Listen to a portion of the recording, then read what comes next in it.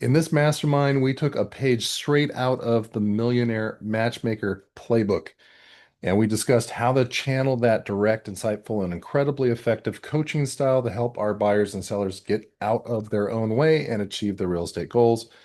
You'll hear us talk about how to diagnose the real issues behind the client's hesitation, unrealistic expectations, etc., and the art of being direct yet supportive when delivering tough truths. Okay. Um, I want to talk a little bit. I find so many parallels between real estate and other businesses, other things going on. And and then it was just the other day, my wife and I were sitting down and we watched Millionaire Matchmaker. Have you guys ever heard of that one? No, No. Yeah, I haven't watched it though. I don't watch TV. She really gets into what's going on in their head, because usually that's the main issue. And so I want to show you a quick clip from the show to kind of put you in the mindset of and get an example of what she does. Are you guys ready? This one's a little different. She does a little thing for this girl here. And watch this. You've got the Millionaires Club dating wheel that Patty designed just for you. The idea is to get as many dates as possible to increase her chances of getting a match. She's going to get to place her bets on 6 different types of men: the outdoor hunter, the black sheep, the suave Spaniard, the currently unemployed, the father of 2, and the hardest bet to win, the perfect man. These selections are all potential good matches. For all Ashley knows, the currently unemployed guy is super. Well, the object is to get as many dates as possible. Okay? All right. Wealthy and chose to be unemployed. Where do you want to place your bets? Well, I don't know who wouldn't bet on the perfect man, so I'm gonna go with that first. You can spread it. You No, can spread I'm not it gonna out. spread it. No! Oh. I want the perfect man. Okay. I believe in the perfect man. No! And I believe I'm going to get him. Are you kidding me? Going for the perfect man. No! Oh. The perfect man is very hard to get. I guess when it comes down to it, I'm not gonna put my chips on anything other than the perfect man.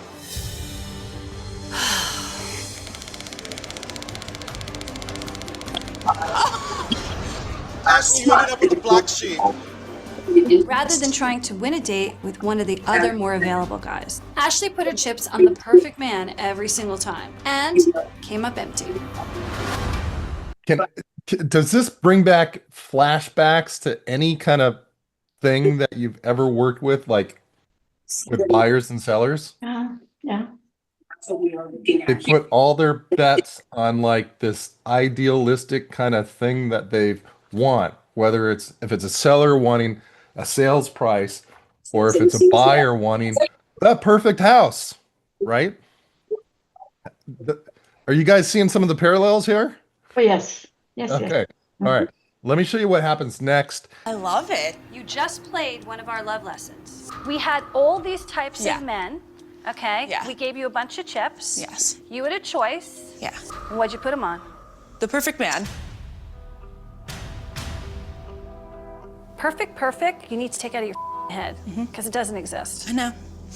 The unemployed guy was the CEO of a large conglomerate, and he just got a severance pay. So he really wasn't unemployed, he was rich. Sure, they were all good. I'm sure that you wouldn't have picked anyone bad to be on the board. My point in this, Ashley, is like you went for the perfect guy, and I knew you'd go for the perfect guy, but I didn't think you put all your money and all your chips on the perfect guy. I thought you would have spread it out a little bit on a few of them just to hedge your bets, which you don't hedge your bets. Everything is all in or nothing. And then when you do all in or nothing, what happens? You lose. Cue the crying. Mom, Why are you crying, I'm sweetie? just thinking about the past. I'm just thinking about this. Okay. That's enough of that. Is she really gets in their face, right? And there's so many examples of this. If you haven't seen the show, you should watch it again and just think of what she does here, because her approach is really getting in and finding out what the problem is with all of these people they usually have some sort of unrealistic expectation. There's some sort of hang up. There's something that she diagnoses with the client that they're trying to find the perfect date for. Okay. And I think of us as matchmakers of houses, right? So we kind of also have to put ourselves in this mindset of that we are matchmakers, and there's a cost really to not addressing all of these client hangups. And what we need to really do is drive down and find out what's really driving our buyers and our sellers. Right. So like this morning, I was on another conference call with another agent, and one of the things that he threw out, and it's like boom, boom, because this really relates, is you know, he says one of his key phrases, "Tell me about your situation." Right? Tell me about your situation. You can use that in any kind of circumstance. Buyer, seller, doesn't matter. Tell me about your situation. And you're probably going to hear some of their motivations and what's driving that, right? Let's say a buyer says, I can't find the right house, right? Instead of showing them more and more listings, hey, what's missing in the homes that you've seen so far, right? Mhm. Is there something you're worried about regarding making a move? That's going to uncover a lot of stuff. How many of you guys have said anything like that? I really, honestly, okay, Leon, great. Okay, honestly, I think I need to do more of that. The reminder also is I just tell people, look, you're not going to hurt my feelings. This isn't my house. Tell me what you like, what you don't like. That helps me help you. I took some clients a month ago on when I closed back to a house they didn't like the first time they seen it and said, let's look at this through some different eyes and walk through the house. And all of a sudden, they're falling in love with the house they didn't like. Holding the client accountable, right? Hey, last time we talked, you said being close to work was your top priority. Is that still true? Because I noticed you hesitated on that last offer. Let's talk about what's making you pause. I just had that conversation just yesterday. Here's some ideas, some phrases I wrote down. Kind of like I put myself in the mindset of this girl. What's prompting this move right now? Boy, you're going to get some good ideas, good information off that, right? If you could wave a magic wand, what would be your ideal living situation? What would that look like? What are your biggest concerns about buying a home in this market? Flat out. Everyone mute her. What are your absolute non-negotiables and what are you willing to compromise on? For sellers, what's the main reason you're considering selling your home at this time? What's on your mind? Where are you at with this? If you sell, what's your plan for the next living situation? What do you think your home is worth and what price would make you feel happy about selling? I think sometimes we always want to say what our opinion is, but I can tell you sometimes you can lose the deal just like that because you didn't get their input first. Mm. And I can tell you I've seen that when I was a seller right before I got my real estate license, talking to a bunch of real estate agents. They're telling me what my house should be at, and I had a whole nother idea of what it's valued at. I'll tell them I already have a number. I'll say, you know what? I have a number, but I'd like to know what you feel your house is worth. And Right. my number is always going to be based on the data I have to back it up. So there's times where I will take a high listing that I know is higher, but what I do in mine is I'll go, well, I hope you're right and you prove me wrong. So what I like to do is this though, when I take a listing and I feel it's high, I have it written in my listing that if we've had no activity within a certain period of time, that we are going to drop the price to my recommended price. and I put it in the contract so that I don't have to go back later and say, well, let's drop the price. And the seller goes, oh, no, let's wait a little longer. Let's wait a little longer. You have no leverage if you don't already have it signed. So when I turn around and 10 days goes by or 12 days goes by and there's no activity, I go ahead and drop the price. And then I'll send them something saying, hey, just letting you guys know, I went ahead and adjusted the price down as we agreed. Da da da. This is where we're at. And I just, I let them know that I've already thrown it back out there to all the agents that match in my systems that have searches going the whole works, and show them that I'm pushing the activity to get their house still, all that activity to get it moved. And all of a sudden the doorbell starts ringing. They start making the appointments to show up. I'm not here to tell them they're wrong. We're supposed to be the experts in this, not them. It didn't hurt to try. That was their risk to sit longer. How about this? How about this, Leon? What makes you feel your home is worth whatever their price is, right? And you really want to try and tie into what are some of those emotional ties or upgrades, or what are those comparisons that they're making? Like, have you seen any recent sales in your neighborhood that you feel are comparable to your home? Right? Let's talk about that. And then this one. This is a kicker. Are you ready? What is your biggest concern about pricing your home competitively? Oh my God. I'm using that one from now on. I like that one. You're right in their face. I mean, you're not being confrontive, you're being inquisitive, but you're asking some challenging questions that really makes them self-reflect. And that's what she does in this show. And at first I thought this show was like stupid, but uh what she does is this. Okay. Someone give me a situation, a tough situation. Let's do it.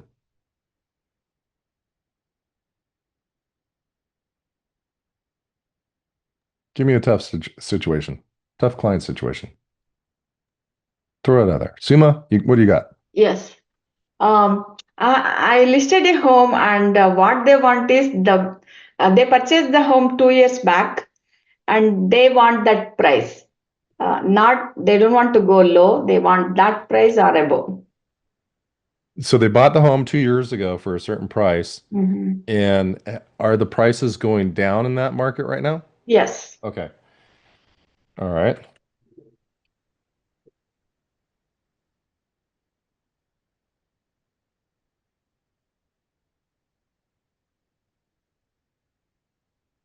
All right. Ready for this? Here's some ideas.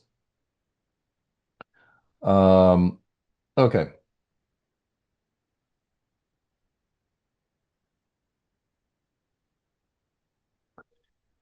Well, first, acknowledge what their issue is, right? You got to say, listen, I understand no one likes their price going down, right? You want to get what you paid for it, right? Clearly. How about this one? What would it mean for you if the home sold for less than you paid? Is there a number you absolutely need to hit, or is there some flexibility? All right. When homes are priced above the current market, they tend to sit unsold, and buyers start to wonder what's wrong. Often these homes end up selling for even less after the price reductions. Mhm.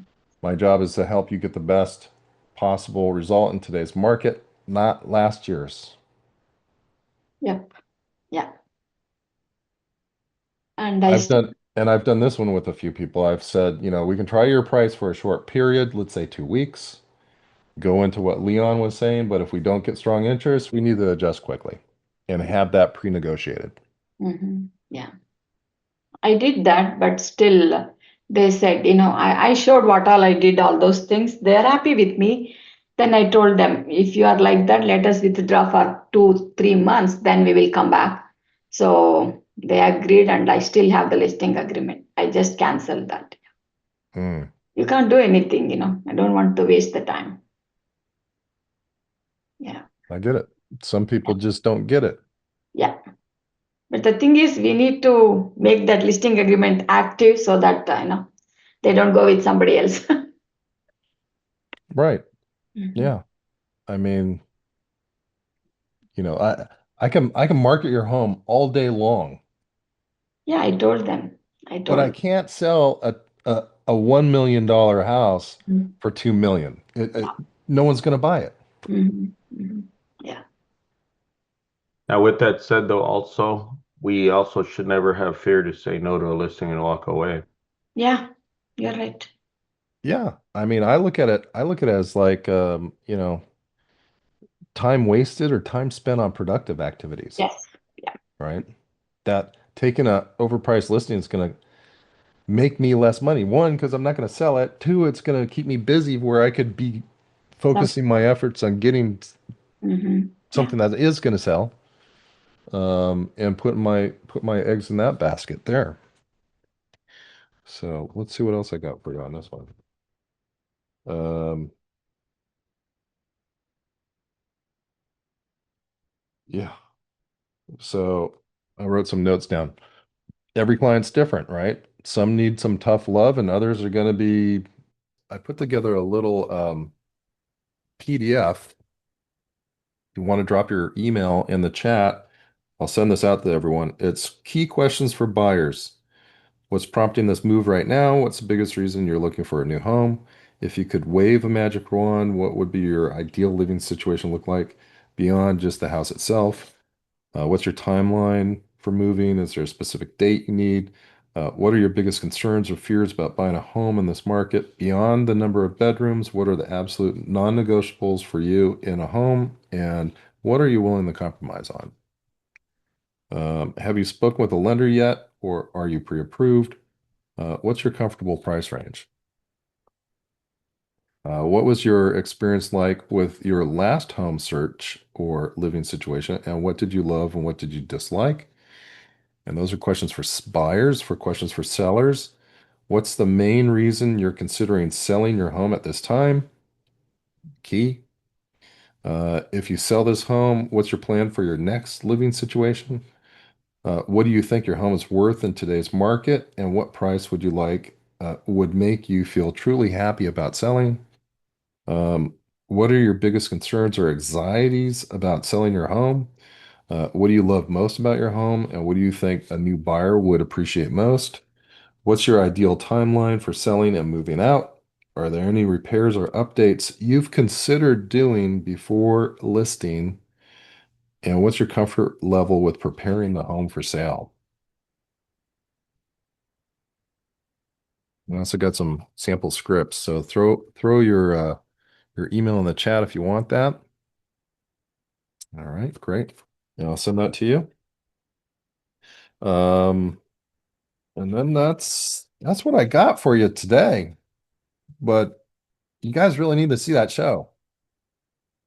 I mean, it's really something. She really just nails it down and gets in their face about what the problem is. And not every client that we have is going to be that way, but you're going to get some. And I think some of them really need this kind of matchmaker treatment. So anyway, that's my 2 cents for this week. I'm emailing you guys that script right now. I'll Thank you. see you in a minute. Thank you. Okay. Thank you. Talk Everybody to have you. a productive week and a good weekend. You Yes. too. Thank you. Bye, guys.